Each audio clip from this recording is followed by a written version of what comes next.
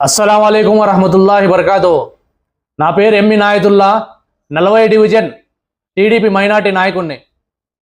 ఈరోజు మీడియా ముందుకు రావడానికి కారణం ఏమంటే, నిన్నటి దినమున ఒక ఐఎంఎం భాష అలియాస్ ఉసూళ్ళ రాజా అంటారు ఇతనికి, మా ఎమ్మెల్యే దగ్గుపాటి ప్రసాద్ అన్న మీద లేనిపోని అపోహాలు నిందలు వేస్తున్నాడు. ఇతని చరిత్ర ఏంటో అనంతపురం ప్రజలందరికీ తెలుసు.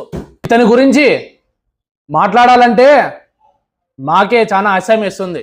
ఇతని చరిత్ర ఏంటో, ఇతను సొంతం తన భార్య చెల్లెలికి పట్టుకొని పోయి, ఆ పాప మైనర్ బాలిగా కాబట్టి 1 టౌన్లో పోయి కేసు పెట్టింది. కేసు పెడితే పోలీసారు విచారణ జరిపి ఇతను ఒక కామాంధుడని పోలీసు వాళ్ళే చెప్పారు. ఎఫ్ఐఆర్ ఫైల్ అయ్యి నెల రోజులు మన సబ్ జైల్లో ఉండొచ్చిన వ్యక్తి ఈయన.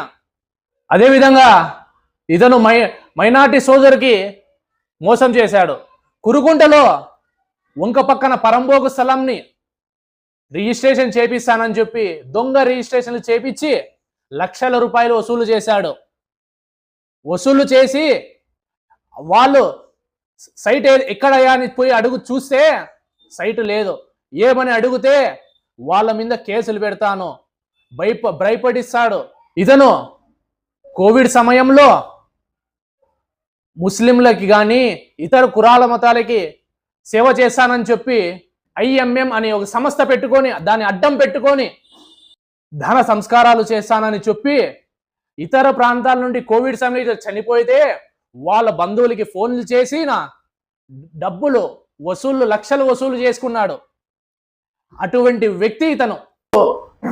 మా ఎమ్మెల్యే గారి దగ్గర నీ బామార్దికి ఉద్యోగం కావాలంటే ఎస్కే యూనివర్సిటీలో ఉద్యోగం ఇప్పించుకున్నావు. నీ ఇంట్లో పరిస్థితులు బాగలేదంటే డబ్బులు ఇప్పించుకున్నావు. ఏం జరగడం లేదన్నా, చాలా ఇబ్బందిగా ఉందంటే 2-3 సార్లు ఇప్పించుకున్నావు. నువ్వు మా ఎమ్మెల్యే గురించి మాట్లాడుతున్నావు. ఏ ఐఎంఎం భాష, ఖబర్దార్, ఇంకొకసారి కానీ దగ్గుపాటి ప్రసాద్ అన్న మీద లేనిపోని మాటలు చెప్తే నీ వెనకలున్న వ్యక్తులకి, నీ ముందున్న వ్యక్తులకి నువ్వు ఎవరి చేతులతో కీలిబొమ్మ ఆడించుకుంటున్నావో వాళ్ళకి నీకు భవిష్యత్తులో తగని మూల్యం చెందించుకుంటారు.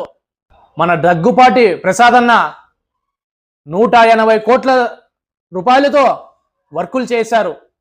ఇంకా 100 కోట్లు తెచ్చి అనంతపురానికి అభివృద్ధి బాటలో నడిపిస్తున్న వ్యక్తి. అటువంటి వ్యక్తి పైన నువ్వు ఈరోజు మాట్లాడుతున్నావు.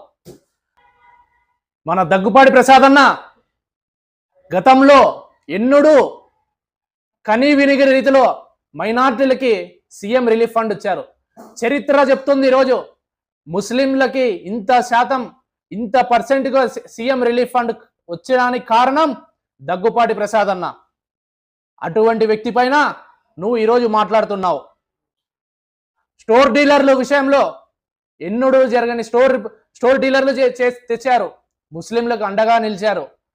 ఇప్పుడు రానన్న మున్సిపల్ ఎలక్షన్లలో, పంచాయతీ ఎలక్షన్లలో ముస్లిం మైనార్టీలకి పెద్దపీట వేయాలని ఆలోచిస్తున్నాడు.